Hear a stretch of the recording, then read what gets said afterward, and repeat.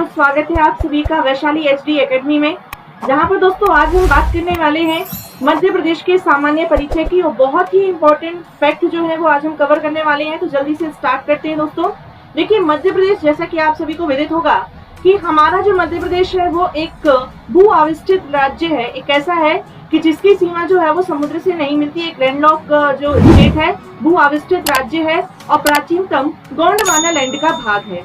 साथ ही साथ दोस्तों, यदि हम संरचना की दृष्टि से बात करें तो मध्य प्रदेश जो है वो प्रायद्वीपीय भारत का हिस्सा है।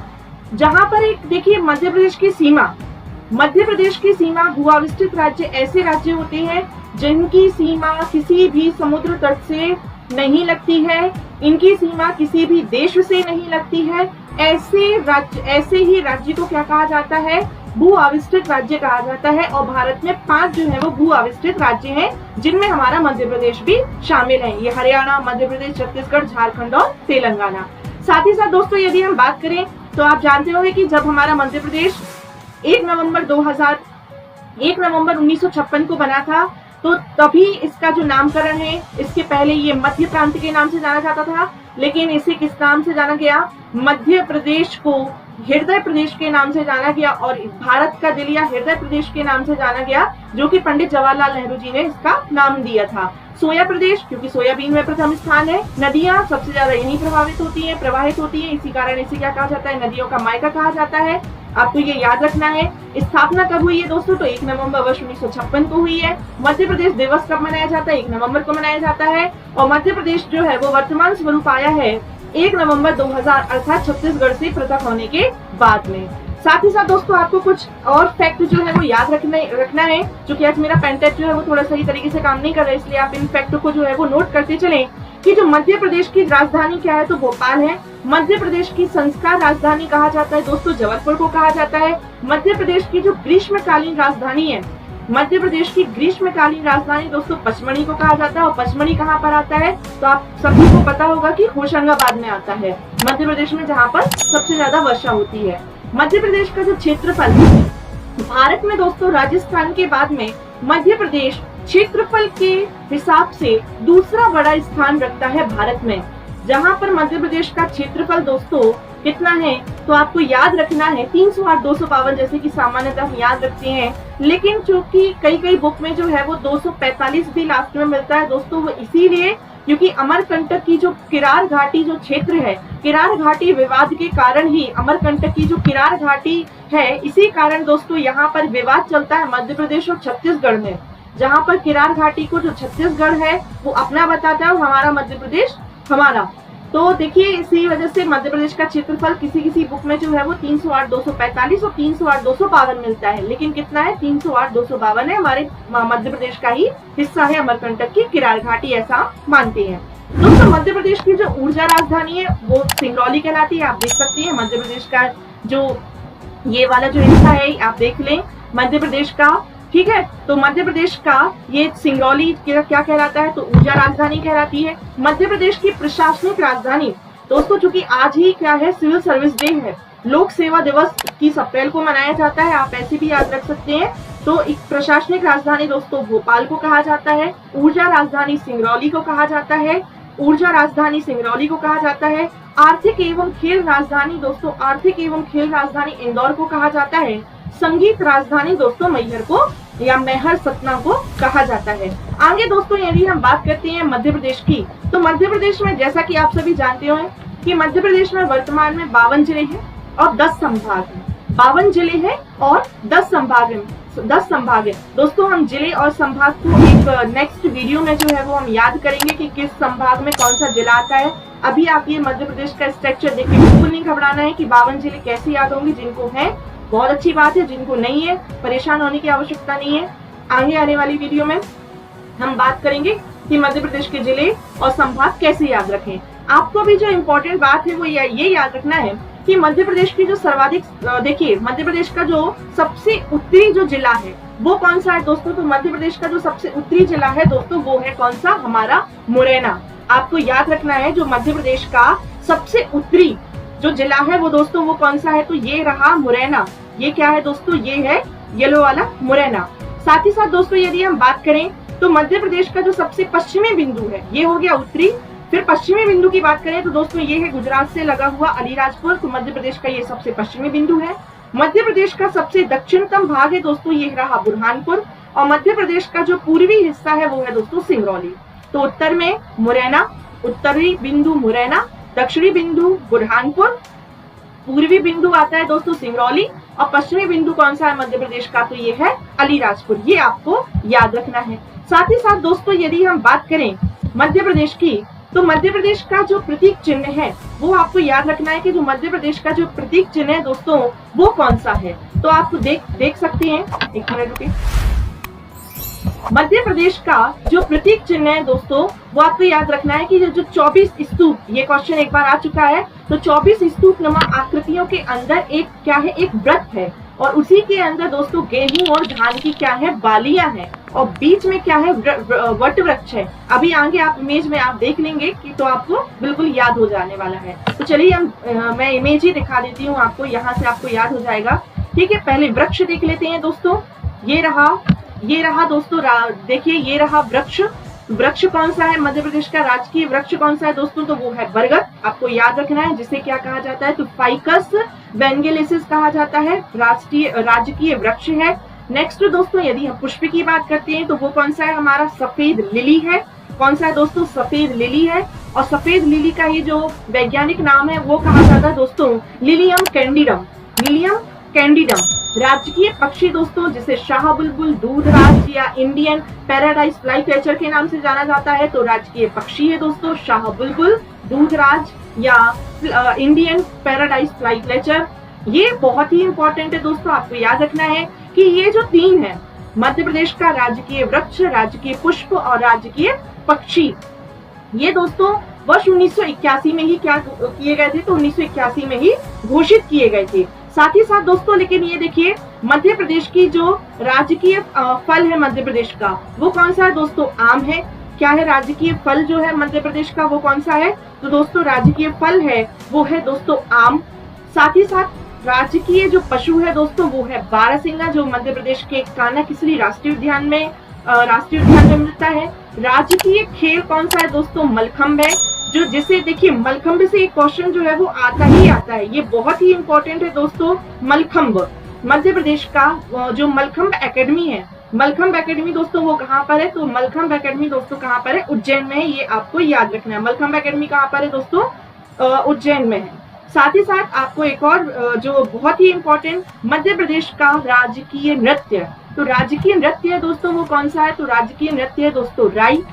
आपको इससे एक बहुत ही इंपॉर्टेंट मैं एक क्वेश्चन बताना चाहती हूँ कि जो हमारा राजकीय नृत्य है राई, ये दोस्तों होता है ये जो नृत्य है ये होता है दोस्तों मध्य प्रदेश के बुंदेलखंड और बघेलखंड, दोनों जो हमारा इलाका है बुंदेलखंड बघेलखंड में, खास करके जो बुंदेलखंड वाला हिस्सा है, यहाँ पर किसी भी विवाह के अवसर पर, जन्म के अवसर पर, बच्चों के जन्म के अवसर पर, विवाह के आदि अवसर पर दोस्तों राई नृत्य जो है वो किया जाता है। और इसका जो प्रमुख पात्र होता है, मुख्य पात्र, वो एक क्वेश्चन एक एग्जाम में पूछ लिया गया था, तो वो आपको याद रखना है दोस्तों, वो कहा जाता है बेड़नी और विदूषक। तो देखिए जो डांस करती है आगे उसे क्या कहा जाता है, बेड़नी, और साथ ही साथ इसके जो मुख्य पात्र उन्हें क्या कहा जाता है, विदूषक। बेड़नी और विदूषक कहा जाता है। साथ ही एक क्वेश्चन और आप याद रखेंगे, मलखम्ब। तो मलखम्ब को दोस्तों 10 अप्रैल वर्ष 2013 को, कब, 10 अप्रैल वर्ष 2013 को मलखम्ब को मध्य प्रदेश का राजकीय खेल जो है वो घोषित किया गया था, 10 अप्रैल 2013। साथ ही साथ दोस्तों मध्य प्रदेश में मलखम्ब में एक पुरस्कार दिया जाता है जिसका नाम है दोस्तों प्रभात जोशी सम्मान। प्रभात जोशी सम्मान दोस्तों ये भी 2013 से ही क्या हुआ था, तो प्रारंभ हुआ था, ये आपको याद रखना है। फिर उसके बाद दोस्तों हम बात करते हैं राजकीय मछली, जो कि कौन सी है हमारी दोस्तों, राजकीय मछली है महाशी। ऐसा माना जाता है जिसका नाम क्या है, तो टोरटोर। इसे किस नाम से जाना जाता है दोस्तों, तो टोरटोर के नाम से भी जाना जाता है। जो राजकीय मछली महाशीर है, ऐसा कहा जाता है कि ये जो नर्मदा जो प्रमुख हमारी मध्य प्रदेश की जीवन रेखा कही जाती है, तो नर्मदा नदी में ही कौन सी मछली मिलती है, तो वो आप याद रखेंगे, टोरटोर मध्य प्रदेश जो राजकीय महाशीर मछली है। और राजकीय मछली कौन सी है, महाशीर, जिसे किस नाम से जाना जाता है, तो टोरटोर के नाम से भी जाना जाता है। और जिसे 2011 को आप याद रखेंगे, 2011 है ना, मलखंभ 2013, राजकीय मछली 2011 को ही महाशीर मछली को या टोर को राजकीय मछली का दर्जा दिया गया था। नेक्स्ट दोस्तों, इसे टाइगर ऑफ वाटर के नाम से भी जाना जाता है। राजकीय मछली महाशीर को क्या नाम से जाना जाता है? टाइगर ऑफ वाटर के नाम से भी जाना जाता है। 2013 में राष्ट्रीय खेल और मछली 2011 में घोषित की गई थी। माछ की बात करें, राजकीय नाट्य है दोस्तों माछ, जो कि कहाँ पर दोस्तों, यदि हम माछ की बात करते हैं तो आपको याद रखना है कि माछ कहाँ पर होता है, तो माछ होता है दोस्तों मालवा में। माछ कहाँ पर होता है दोस्तों, तो माछ होता है मालवा में। नेक्स्ट दोस्तों, राजकीय फल, तो राजकीय फल है दोस्तों हमारा कौन सा, तो राजकीय फल है दोस्तों हमारा सोयाबीन। मध्य प्रदेश को सोया स्टेट इसलिए ही कहा जाता है क्योंकि मध्य प्रदेश में सबसे ज्यादा सोयाबीन का उत्पादन किया जाता है। और आपको याद रखना है सोयाबीन का जो वानस्पतिक नाम है दोस्तों वो क्या है, तो ग्लाइसिन मैक्स है, आप याद रखें।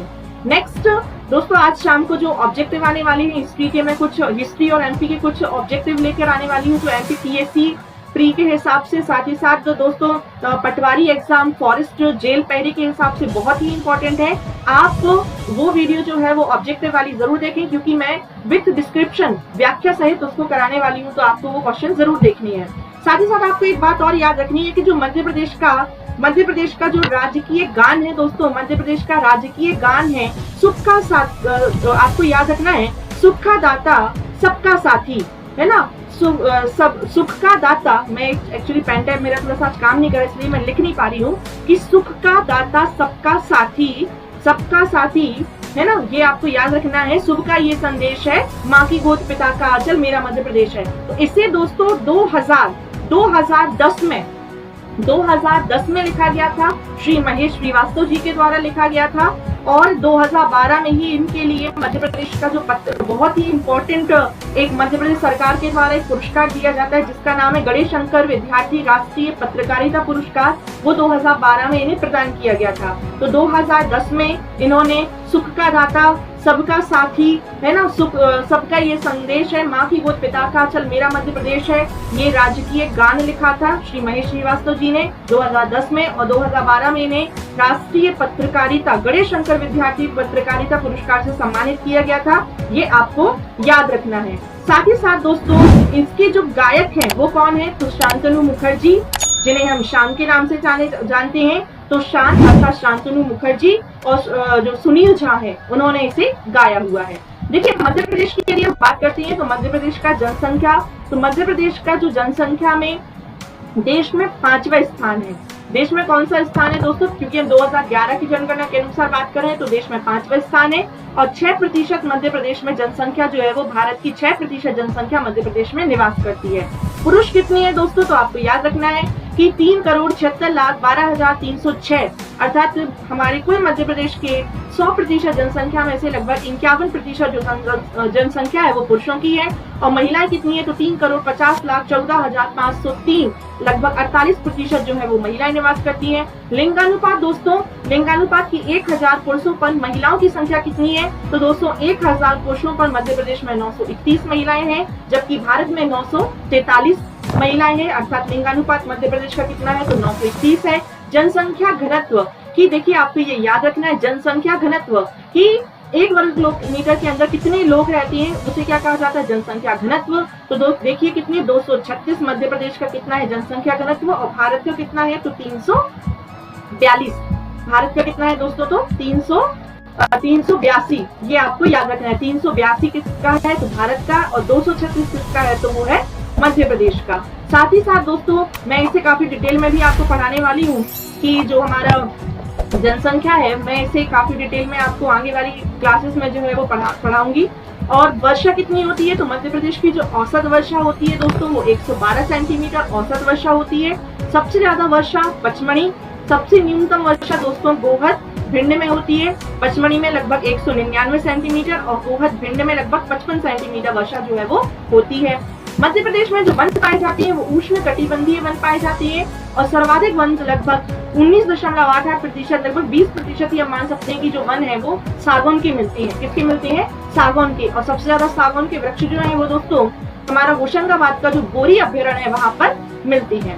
मृदा, तो दोस्तों मृदा यदि हम बात करें तो हमारे मध्य प्रदेश में काली मिट्टी सबसे ज्यादा पाई जाती है, क्योंकि हमारे मध्य प्रदेश में दोस्तों जो मालवा क्षेत्र है, यहाँ पर मालवा क्षेत्र हो गया, नर्मदा घाटी क्षेत्र हो गया, यहाँ पर काली मिट्टी जो है वो सबसे ज्यादा पाई जाती है। जो दक्कन ट्रैक्ट की बेसाल्ट चट्टानों से ही काली मिट्टी, रेगुड़ मिट्टी, कपासी मिट्टी या चेरनोजम मिट्टी, यही मैंने पर्यायवाची बता दिए काली मिट्टी के, तो उसका निर्माण होता है, आपको ये याद रखना है। साथ ही साथ दोस्तों कर्क रेखा की जब हम बात करते हैं तो मध्य प्रदेश में जो कर्क रेखा है वो 14 जिलों से होकर गुजरती है। कितने जिलों से होकर गुजरती है दोस्तों? तो 14 जिलों से होकर गुजरती है, जिनमें कौन कौन से आती हैं तो ये आपको मैप के थ्रू भी आपको या मैं बताऊंगी, है ना, कि जो हमारे मध्य प्रदेश में जो कर्क रेखा है वो कौन कौन से 14 जिले हैं, जहाँ पे मैं 1 मिनट में मैप से ही आपको ये याद करा देती हूँ।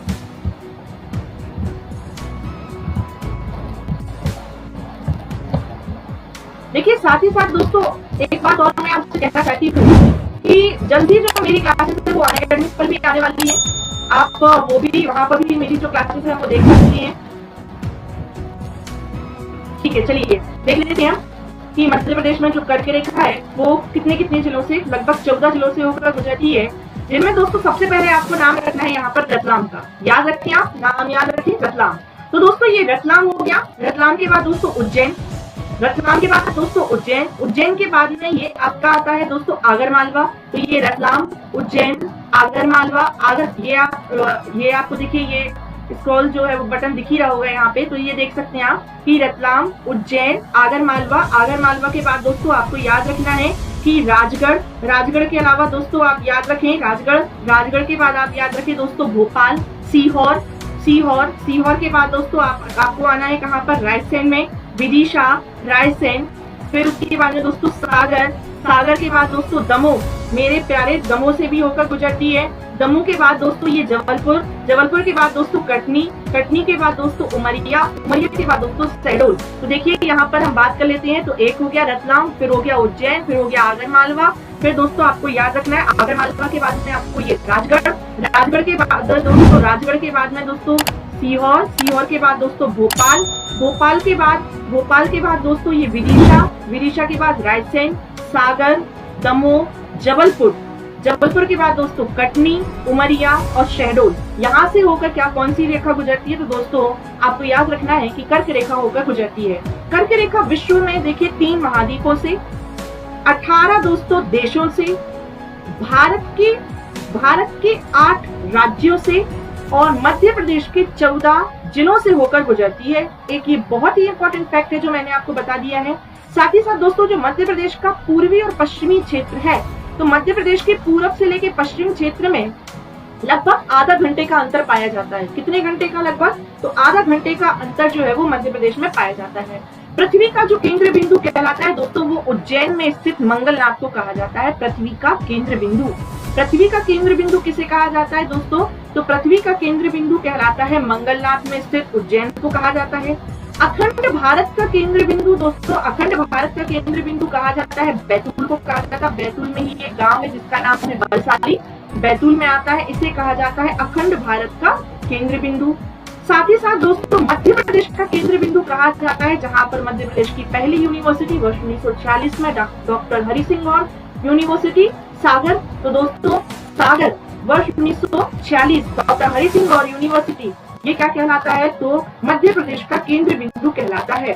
और भारत का जो भौगोलिक केंद्र बिंदु कहलाता है दोस्तों वो कहलाता है भौगोलिक केंद्र बिंदु वो कहलाता है दोस्तों कटनी, कटनी मनोहर ग्राम, कटनी को कहा जाता है भारत का भौगोलिक केंद्र बिंदु। तो आपको ये 4 फैक्ट जो है वो याद रखना है। पहला, उज्जैन का मंगलनाथ, उज्जैन का मंगलनाथ जो है वो पृथ्वी का केंद्र बिंदु कहलाता है। अखंड भारत का केंद्र बिंदु बैतूल को कहा जाता है। फिर तीसरा आपको याद रखना मध्य प्रदेश का केंद्र बिंदु दोस्तों सागर को कहा जाता है मध्य प्रदेश का केंद्र बिंदु। चौथा आपको याद रखना है कि भारत का भौगोलिक मध्य बिंदु कहा जाता है दोस्तों कटनी के मनोहर ग्राम को, कटनी के मनोहर ग्राम, और कभी कभी आ जाता है धीमर खेड़ा, तो उसे कहा जाता है दोस्तों कटनी के मनोहर ग्राम के धीमर खेड़ा को कहा जाता है भारत का भौगोलिक मध्य बिंदु। तो ये आपको दोस्तों याद रखना है। साथ ही साथ दोस्तों आगे मध्य प्रदेश के ऐसे कितने जिले हैं जो अंतर्वर्ती है, तो अंतर्वर्ती जिलों की संख्या कितनी है दोस्तों? 17। तो आज का आपका एक क्वेश्चन है दोस्तों, कमेंट बॉक्स में आपको जरूर बताना है, कमेंट बॉक्स में आपको बताना है दोस्तों कि मध्य प्रदेश में जो राजकीय गान है मध्य प्रदेश का, वो किसने लिखा हुआ है और किसने गाया है। आज का क्वेश्चन है दोस्तों आपका, कमेंट बॉक्स में जरूर बताएं मध्य प्रदेश का जो राजकीय गान है वो किसने गाया है और किसने इसकी जो है वो रचना की है, किसने लिखा हुआ है। इसी के साथ साथ दोस्तों अब हम मिलते हैं दोस्तों कल एक नई वीडियो के साथ, और शाम को दोस्तों आने वाली है मेरी हिस्ट्री के ऑब्जेक्टिव जो आपको जरूर देखने, हर एक एग्जाम पॉइंट ऑफ व्यू से इम्पोर्टेंट है। धन्यवाद।